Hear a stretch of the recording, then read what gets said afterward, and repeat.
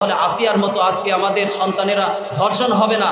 সে আসিয়া তার বোনের বাড়ি বেড়াতে গেছে, সেই বোনের বাড়িতে যে বোনের স্বামী বোনের বোনের স্বামী সাহায্য করছে, আর সেই বোনের যে বোনের যে শ্বশুর, সেই শ্বশুর ধর্ষণ করছে। তাহলে শ্বশুর ধর্ষণ করছে স্বামীতে, তার ছেলে সাহায্য করছে, আর তার বোনকে দুধের সাথে ঘুমের ওষুধ খাওয়ায় ঘুম পড়ায় রাখছে। তাহলে বলেন, যদি ওই পরিবারটা আল্লাহওয়ালা হতো, দিনদার হতো, এমন কাজ করতে পারতো? আল্লাহর ভয় থাকলে এমন কাজ করতে পারতো? আর তারপরেও ধর্ষণ তো করছে, বেলেট দিয়ে তাকে ছিঁড়ছে, বেলেট দিয়ে ছিঁড়ে তার উপরে এমন নির্যাতন করছে। আমাদের ছোট ছোট বাচ্চারাও এর থেকে রেহাই পাচ্ছে না। এই জন্য আল্লাহওয়ালা যদি হয়ে যায় আমাদের সন্তানেরা, আহা, সেই বাচ্চাটা গতকালকে মারা গেছে। আল্লাহ তাআলা যেন সেই বাচ্চাটাকে জান্নাতুল ফেরদাউস নসিব করে, সকলে বলেন আমিন। আর যারা এই নির্যাতন করছে, যে এই নির্যাতনের যারা ধর্ষক, তারা যেন এই বাংলাদেশের মাটিতে যেটা ইসলামী খেলাফতের যে শাস্তি, যে বিবাহ করলে বিবাহিত সে ব্যক্তি, এই কারণে তাকে যেন সবার সামনে মাঠে হাজির করে সবাই মিলে পাথর মেরে মেরে সঙ্গেসার করে মারা হোক। আমরা সকলেই মিডিয়ার মাধ্যমে সকলের সামনে আমরা এই দাবি জানাচ্ছি, তাকে সবাই মাঠের সামনে যেন সঙ্গেসার করে মারা হোক। আপনারা কি এই দাবি জানাচ্ছেন সবার সামনে?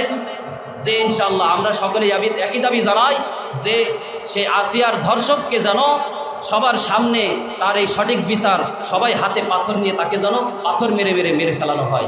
এমন যদি আমাদের ধর্ষকের বিচার সঠিকভাবে হয়, আশা করা যায় সামনে থেকে ইসলামী শাসন কায়েম হলে আর কোনো শিশু ধর্ষক হবে না। যদি যুবকরা আল্লাহওয়ালা হয়ে যায়, আমাদের সমাজের মেয়েরাও নিরাপদে থাকবে। আমাদের সমাজের মেয়েরা রাত দুপুরে রাত 12টাকে আর 1টাকে রাস্তা দিয়ে হাঁটবে, কেউ তার গায়ে হাত দিবে না, কেউ তার ইফটিজিং করবে না, ধর্ষণ করবে না। এই রমজানের উদ্দেশ্য হলো গুনাহ মাফ করা। জনাবে রাসূল করিম সাল্লাল্লাহু আলাইহি ওয়াসাল্লাম বলছেন, যেই ব্যক্তি রমজান পেয়েছে অথচ তার জীবনের গুনাহগুলো ক্ষমায় করায় নিতে পারলো না, তার মতো হতভাগা আর কেউ নেই। রমজান পেল কিন্তু জীবনের গুনাহগুলো মাফ করায় নিতে পারলো না, তার মতো হতভাগা আর কেউ নেই। তাহলে সবচেয়ে বড় হতভাগা ওই ব্যক্তি যে রমজান পাওয়ার পরেও জীবনের গুনাহগুলো মাফ করায় নিতে পারলো না, জীবনের গুনাহগুলো নিয়েই সে চলতে থাকলো। এর মতো হতভাগা আর পৃথিবীতে কেউ নেই। যদি কোনো ব্যক্তির অর্থকড়ি সব ধ্বংস হয়ে যায়, তাকে হতভাগা বলা হয়নি। আবার কোনো ব্যক্তির যদি রোগগ্রস্ত হয়ে সেই ব্যক্তি মারা যায়, তারপরেও তাকে হতভাগা বলা হয়নি। কিন্তু কোনো ব্যক্তি যদি রমজান পাওয়ার পরে জীবনের গুনাহগুলো মাফ করায় নিতে পারল না, সেই ব্যক্তি হলো হতভাগা, তার ব্যাপারে হতভাগা বলা হয়েছে। এই জন্য এই মাহে রমজান আমরা পেলাম, এই মাহে রমজানে আমরা গুনাহগুলো মাফ করানোর চেষ্টা করব। আল্লাহ তাআলা আমাদেরকে এমনি এমনি মাফ করে দিবেন না, তবে আল্লাহ তাআলা আবার কঠিনও হবেন না। আখিরাতে আল্লাহ তাআলা যার সাথে, যেই ব্যক্তি আখিরাতে আল্লাহ তাআলার সাথে সম্পর্ক স্থাপন করে যাবে, সেই ব্যক্তির সাথে আল্লাহ তাআলা রহমান রহিম, তিনি রহমান থাকবেন। আর যে আল্লাহ তাআলাকে দুনিয়াতে রাগান্বিত করে যাবেন, তার উপর আখিরাতে আল্লাহ তাআলা কহারিয়াত হয়ে থাকবেন, শক্ত হয়ে থাকবেন, মজবুত হয়ে থাকবেন, তার উপর আল্লাহ তাআলা দয়া দেখাবেন না। আর দুনিয়াতে আল্লাহ তাআলা দুনিয়াতেই তিনি সবসময় বান্দার গুনাহ মাফ করায় দেওয়ার জন্যই আছেন। আল্লাহ তাআলা সবসময় অপেক্ষায় আছেন বান্দা কখন জীবনের গুনাহগুলো মাফ চাবে আর বান্দার গুনাহগুলো আল্লাহ তাআলা মাফ করবেন। এই কারণে আল্লাহ তাআলা সবসময় অপেক্ষায় আছেন। তবে আখিরাতে এই সুযোগ নেই। আখিরাতে শুধু দুনিয়ার পুঁজিটাই কাজে লাগে। এই জন্য আখিরাত হলো দুনিয়ার পুঁজির ফলাফল পাওয়ার জায়গা। তো আমরা দুনিয়া পেয়েছি, এই দুনিয়াতে আখিরাত গোছায় নিয়ে যাব। এই দুনিয়াতে থাকতে অবস্থায় আল্লাহ তাআলা এক একজনকে এক এক অবস্থায় রাখছেন, কাউকে গরিব, কাউকে ধনী, কেউ কালো, কেউ পরিষ্কার, কেউ কথা বলতে পারে, কেউ বোবা, কেউ কানে শুনতে পারে, কেউ কানে শোনে না, কেউ চোখে দেখতে পারে, কেউ চোখে দেখে না। কাউকে আল্লাহ তাআলা সবল বানাইছেন, আবার কাউকে আল্লাহ তাআলা দুর্বল বানাইছেন। আল্লাহ তাআলা কাউকে কর্মচারী বানাইছেন, আবার আল্লাহ তাআলা কাউকে মালিক বানাইছেন, এটা আল্লাহ তাআলাই করছেন। যদি আল্লাহ তাআলা দুনিয়াতে সবাইকে সমপরিমাণ ধন দৌলতের মালিক আর অর্থকড়ি দিয়ে সমপরিমাণ শক্তির সমর্থন দিয়ে আল্লাহ তাআলা দুনিয়াতে পাঠাইতো, তাহলে কেউ কারোর অধীনস্থ থাকতো না, কেউ কাউকে গুনতো না, কেউ কারোর দিকে যাইতো না, সবাই সবার মতো থাকতো। আর সবাই ভাবতো আমি কি কম পাওয়ারে, আমি তাকে কেন এত গুনতে যাব। তাহলে এত বিল্ডিং বালাখানা কারোর হইতও না। যদি রাজমিস্ত্রি না থাকে তাহলে কোটিপতি এই বালাখানা দালান কোথায় পাবে? এজন্য রাজমিস্ত্রি কাউকে আল্লাহ তাআলা বানাইছেন, আবার কাউকে ধনী বানাইছেন, কোটিপতি বানাইছেন। রাজমিস্ত্রির হাতের গড়া ওই অট্টালিকায় থাকবে। তাছাড়া রাজমিস্ত্রিও যদি ধনী হতো তাহলে ওই কোটিপতির বিল্ডিং করার জন্য তার টাকা পয়সার প্রয়োজন, ওই মিস্ত্রিগিরি করার জন্য সেখানে যাইতো না জন বিক্রি করতে। এই জন্য আল্লাহ তাআলা এটা করছেন, কাউকে গরিব কাউকে ধনী, এটা আল্লাহ তাআলাই করে দিয়েছেন। এটা আল্লাহ তাআলার নিজাম, আল্লাহ তাআলা করে দিয়েছেন। এই জন্য সব কিছু আল্লাহ তাআলা করে দিয়ে আল্লাহ তাআলা বলছেন আল্লাহুল গনিয়্যু ওয়া আনতুমুল ফুকারা। আল্লাহ তাআলা এত কিছু করার পরে কাউকে ধনী, কাউকে গরিব, কাউকে পরিষ্কার, কাউকে কালো, কাউকে পাগল, কাউকে বুদ্ধিমান বানিয়ে আল্লাহ তাআলা বলছেন আল্লাহুল গনিয়্যু ওয়া আনতুমুল ফুকারা। হে বান্দা তোমরা শুনে রাখো, আল্লাহুল গনি, আল্লাহ তাআলা, আমি আল্লাহ হলো গনি, আমি আল্লাহ তাআলা হলাম ধনী। আর তোমরা যে যত বড়ই ধনী হও না কেন, ওয়া আনতুমুল ফুকারা, তোমরা সবাই হলো ফকির। তাহলে আল্লাহ তাআলা বলছেন যে আমি আল্লাহ ধনী, আর তোমরা যে যাই বড়াই করো না কেন সবাই ফকির। শুধু আল্লাহ তাআলাই ধনী, বড় লোক কে? আল্লাহ। আর আমরা সবাই কি? ফকির, আমরা সবাই ফকির। বাদশাহ হারুনুর রশিদ রাহমাতুল্লাহি আলাইহি বিশ্ববিখ্যাত একজন বাদশাহ ছিলেন, নাম করা আল্লাহর ওলিও ছিলেন। হারুন রশিদ রাহমাতুল্লাহি আলাইহি আল্লাহর ওলিও ছিলেন, আলেমও ছিলেন, আবার বাদশাহও ছিলেন। দুনিয়াতে অনেক অর্থকরীর মালিক তিনি ছিলেন। তো তিনি একদিন তিনার কাছে এক ফকির আসছিল কিছু টাকা পয়সা চাওয়ার জন্য, কিন্তু অর্থকরী নেওয়ার জন্য। কিন্তু আসার পরে দেখে যখন তার কাছে অর্থকরী নেওয়ার জন্য এক ফকির আসছে, আসার পরে যখন খাদেমদেরকে বলতেছে, প্রজাদেরকে বলতেছে যে বাদশার কাছে আমি কিছু সাহায্য নেওয়ার জন্য আসছি, তখন বলল বাদশাহ তো মসজিদের ভিতরে নামাজ পড়তেছে। তো মসজিদে বাদশাহ হারুনুর রশিদ তিনি মসজিদের ভিতরে নামাজ পড়াত অবস্থায়, সেই নামাজরত অবস্থায় আছেন, তখন ওই ফকির তার বাদশার প্রাসাদ থেকে এসে আল্লাহ তাআলার ঘর মসজিদে আসছে। আসার পরে মসজিদের দরজায় দাঁড়ায় আছে। এমত অবস্থায় বাদশাহ হারুনুর রশিদ রাহমাতুল্লাহি আলাইহি তিনি নামাজ শেষ করার পরে মোনাজাত ধরছে। মোনাজাত ধরার পরে দেখে হাউমাউ করে বাদশাহ হারুনুর রশিদ কান্নাকাটি করতেছে আর আল্লাহ তাআলার কাছে গুনগুন করে কিছু চাইতেছে। এটা পাশে দাঁড়ায়, জানলার পাশে দাঁড়ায় সেই ফকির দেখতেছে। তো দেখে যে বাদশাহ এত বড় দুনিয়ার একটা নামধারী বাদশাহ, যার টাকা পয়সার কোনো অভাব নাই, সেই বাদশাহ আবার কোন বাদশার কাছে চাইতেছে। এটা দেখার পরে তখন সেই ফকির ফিরে বাড়িতে চলে যাইতেছে। তো চলে যাওয়ার পরে তার সন্তান জিজ্ঞাসা করতেছে, বাবা তুমি তো বাদশার কাছে আসছো, কিছু না নিয়ে কেন চলে যাইতেছো ওখানে দাঁড়াই থেকে থেকে? তখন এই কথা বলার পরে ওই খাদেমরাও দেখে যে ফকির ফিরে বাড়ি চলে যাইতেছে। এমত অবস্থায় ওই খাদেমরাও ডাক দিয়ে বলতেছে, ফকির তুমি তো বাদশার কাছে কিছু নেওয়ার জন্য আসছিলে, এখন কেন ফিরে যাইতেছো? তখন সেই ফকির বলে, আমার আর নেওয়া লাগবে না, আমার মন ভরে গেছে। বলে কিসে মন ভরে গেছে? তখন সেই ফকির বলল, আমি দেখলাম আমি যেই বাদশার কাছে চাইতে আসছি সেই বাদশাও যেন কোন বাদশার কাছে চাইতেছে। তাই আমি আজকে চিন্তা করলাম, এই বাদশাহ হারুন যখন যেই বাদশার কাছে চাইতেছে, তাহলে এই বাদশাও আমার কিছু দিতে পারবে না। এই বাদশাকে যে দিছে আমিও বাড়িতে যে সেই বাদশার কাছে চেয়ে নিব। সুবহানাল্লাহ। তাহলে বাদশাও ফকির, বাদশার বাদশাকে আল্লাহ। আল্লাহ হলো সমস্ত বাদশার বাদশা, আর আমরা হলাম সবাই ফকির। এজন্য আল্লাহ তাআলা বলছেন আল্লাহুল গনি, আমি আল্লাহ তাআলা ধনী, ওয়া আনতুমুল ফুকারা, আর তোমরা সবাই হলো ফকির। সুতরাং তোমরা কেউ অহংকারী করো না, তোমরা কেউ অহংকারী হয়ো না, যতই বাড়াবাড়ি করো সবাই ফকির তোমরা। কারণ এই জন্যই ফকির, যখন হাত পা যখন সব টানা টানা হয়ে যাবে, মৃত্যুবরণ করবা তুমি, তখন তোমার হাতে আর কোনো টাকা পয়সা অর্থকড়ি কোনো কিছুই কাজে আসবে না, সব কিছু বৃথা হয়ে যাবে। তুমি ফকির হয়েই তিনটে কাপড়ের টুকরা নিয়েই তুমি কবরে আসবে। তাহলে তোমার এই অর্থকড়ি টাকা পয়সা কী লাভ হলো? তুমি তো ফকিরই হয়ে গেলে। এই জন্য কবর দেশ, যে টাকা পয়সা নিয়ে যেতে পারবে সেই ব্যক্তি ধনী, কিন্তু কবরের দেশেই তো কেউ কিছু নিয়ে যেতে পারে না। কবরের জায়গাই তো ফকিরের জায়গা, কবরেই তো মানুষ খালি হাতে যায়। এই জন্য ওই বাদশাহ হারুনুর রশিদ, তিনি বড় আল্লাহর ওলি ছিলেন, আলেমও ছিলেন। আমি আগে বলছি, তিনার জীবনে যখন মৃত্যুবরণ করেন, মৃত্যুবরণ করার পরে তিনি বলছিলেন যে আমি যখন মৃত্যুবরণ করব, তখন আমার হাতটা খাটিয়ার পাশে একটা হাত বের করে নিয়ে মহল্লার ভিতরে একটু অলিগলিতে ঘোরাবো, আমার শহরে তো হাতটা বের করে ঘোরাবা। তখন মৃত্যুবরণ করার পরে বাদশাহ হারুনুর রশিদ রহমতুল্লাহি আলাইহির একটা হাত বের করে দিয়ে শহরের ভিতরে অলিগলিতে ঘোরাইছে।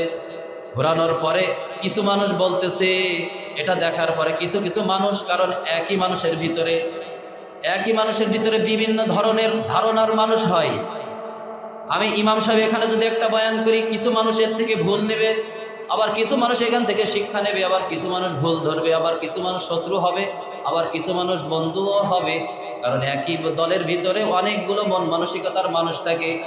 এ কারণে বাদশাহ হারুনুর রশিদ রহমতুল্লাহি আলাইহি তিনি যখন মৃত্যুবরণ করেন, তিনার একটা হাত খাটিয়ার ভিতর থেকে বের করে রাস্তার অলিতে গলিতে ঘুরাইছে।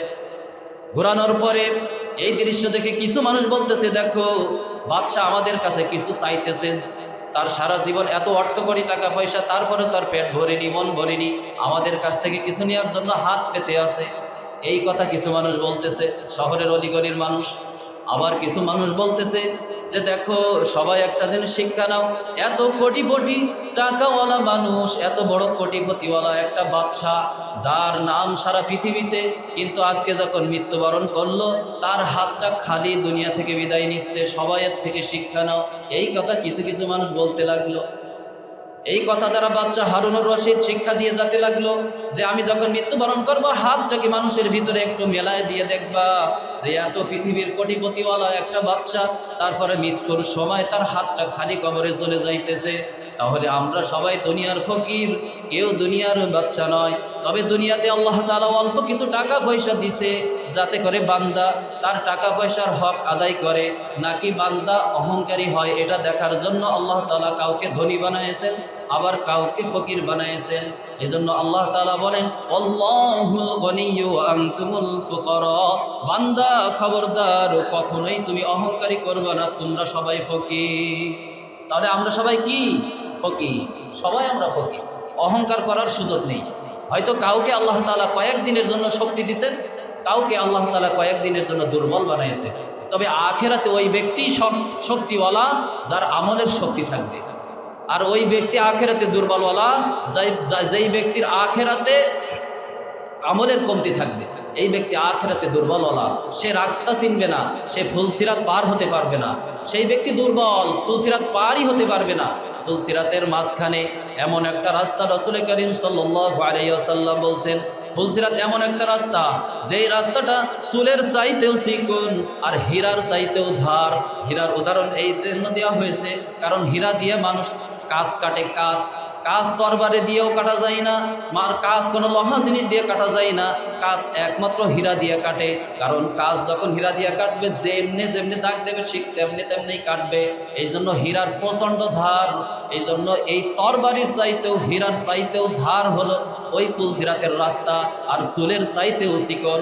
এটা কেউ কখনো পায়ে পার হতে পারবে না, একমাত্র যেই ব্যক্তির আমলের পাওয়ার আছে আর মালিকের সাথে রমজান মাসে সবে কদরে মালিকের সাথে সম্পর্ক স্থাপন করে দুই চোখের পানি ছেড়ে যে ব্যক্তি জীবনের গুনাহগুলো মাফ করাই নিতে পারছে, ওই ব্যক্তির জন্য ফুলসিরাতের রাস্তা বিজদির গতি। বিজদি বলা হয় যে বিজলি যখন বিদ্যুৎ চমকায়, যখন বৃষ্টি হয়, বৃষ্টি হওয়ার সময় যে বিদ্যুৎ চমকায়, ওই বিদ্যুৎ চমকানোর সাথে সাথে যে বিজলিটা পড়ে, ওইটা পড়তে উঠতে চোখের পলকের আগে উঠে যায়, কেউ কখনো চোখে মিল করতে পারে না।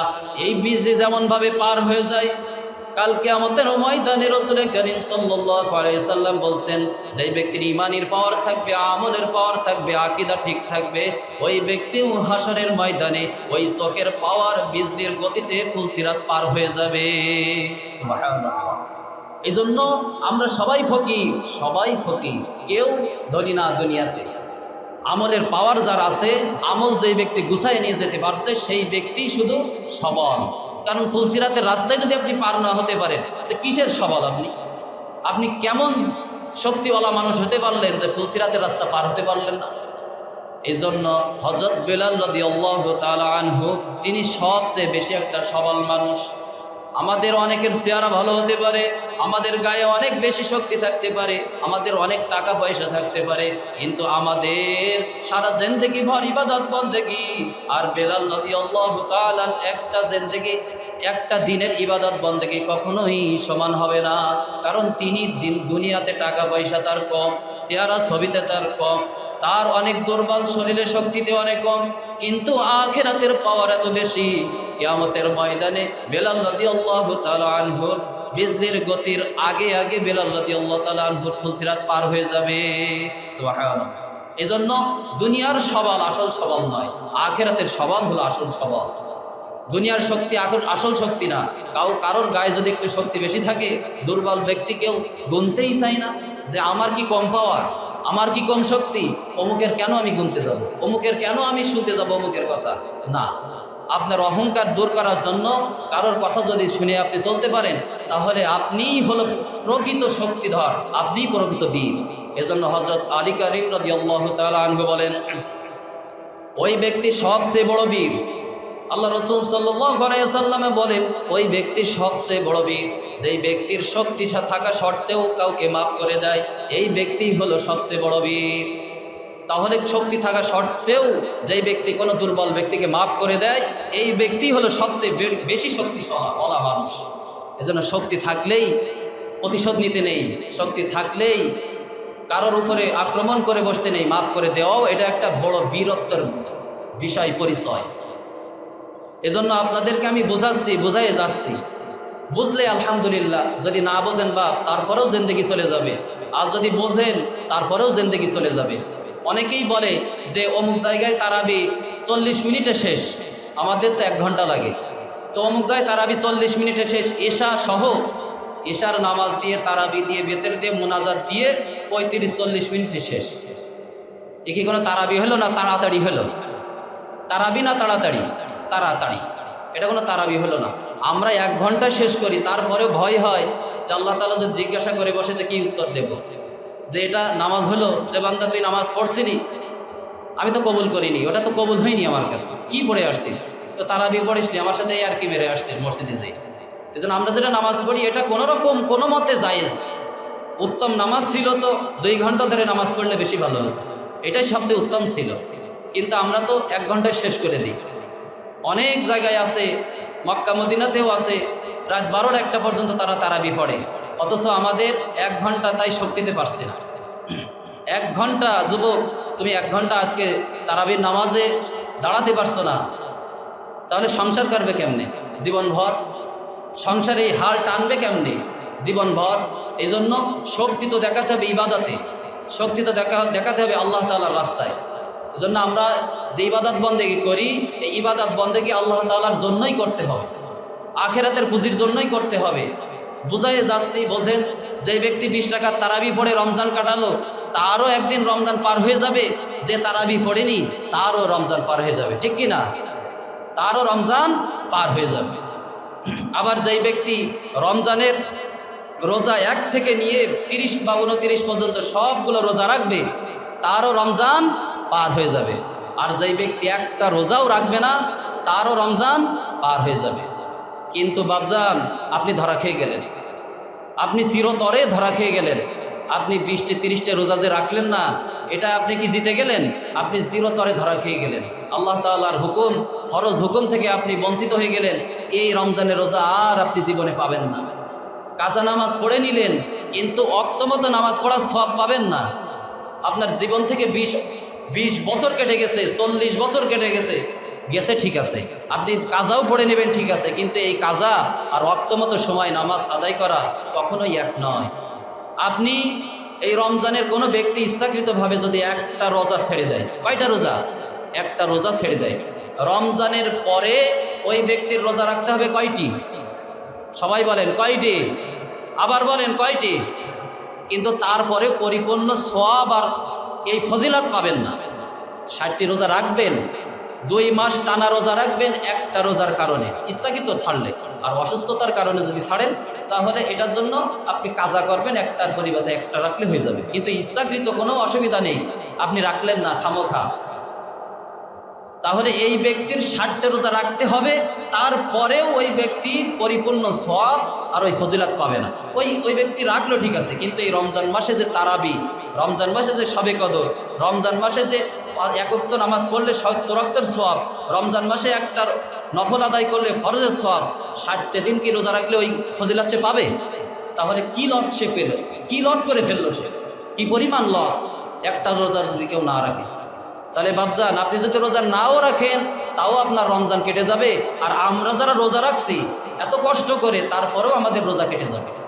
শুধু পার্থক্য আপনি জীবনটা ক্ষতির ভিতরে ফেললেন, আপনি লসের ভিতরে পড়ে গেলেন। এজন্য এই জিন্দেগিটা হলো আখিরাত সাজানোর জিন্দেগি। আসেন, 5 ওয়াক্ত নামাজ পড়েন, আল্লাহ তাআলার ঘরে আসেন, মাথাটাকে নিচু করে দিয়ে আসবেন। আল্লাহ তাআলার ঘরে যখন আসবেন, মাথাটাকে নিচু করে দিয়ে আসবেন যে আপনি গোলাম।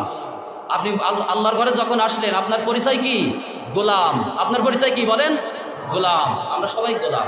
এখানে কেউ বাড়াবাড়ি করার জায়গা না, এখানে কেউ বেশি কথা বলার জায়গা না। আসবেন, চুপ করে ইবাদত বন্দেগী করবেন, চুপ করে আবার সোজা জমিনের কাজে লেগে যাবেন। জমিনেতে যে আপনি কথা বলবেন, জমিনে যে আপনি ছড়ায়ে পড়বেন, জমিনে যেও মারামারি করা নিষেধ। শুধু এই ঝগড়া বিবাদ এটা হয়েছে বিধায় আমাদের থেকে আজকে শবে কদরের নির্দিষ্ট তারিখ উঠে গেছে।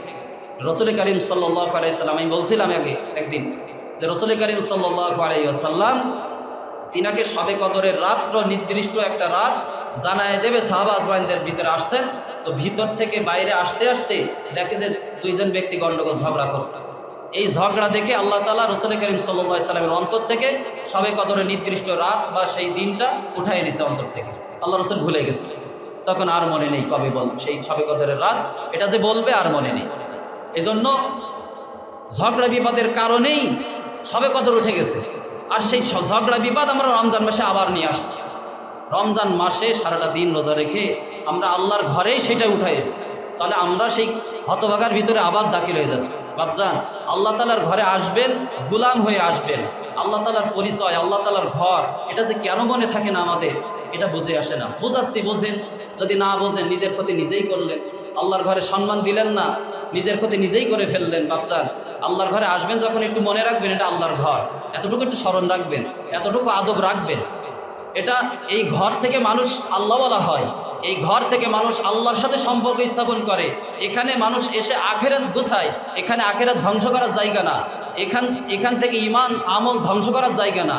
আপনি এসে ইমান আমল নষ্ট করছেন, আল্লাহ তাআলার গুসা, আল্লাহ তাআলার রাগের ভিতর পতিত হচ্ছেন।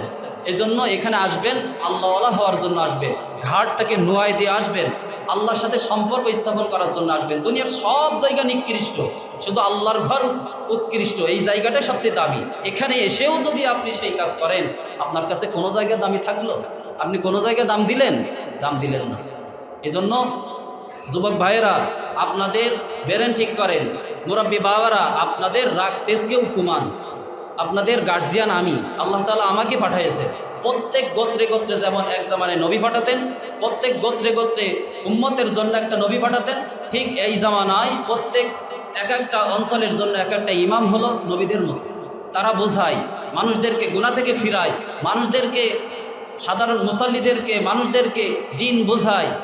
গুনাহ থেকে মানুষদেরকে দিনের পথে ডাকে, এই ইমামরা ওই সমস্ত জামানার সেই নবীদের মতো দায়িত্ব ইমামদেরকে দিয়ে পাঠানো হয়েছে। এই জন্য আমি গার্জিয়ান, এই কারণে আমার বোঝাতে হয়, না বোঝালে কিয়ামতের ময়দানে আমি ধরা খেয়ে যাব।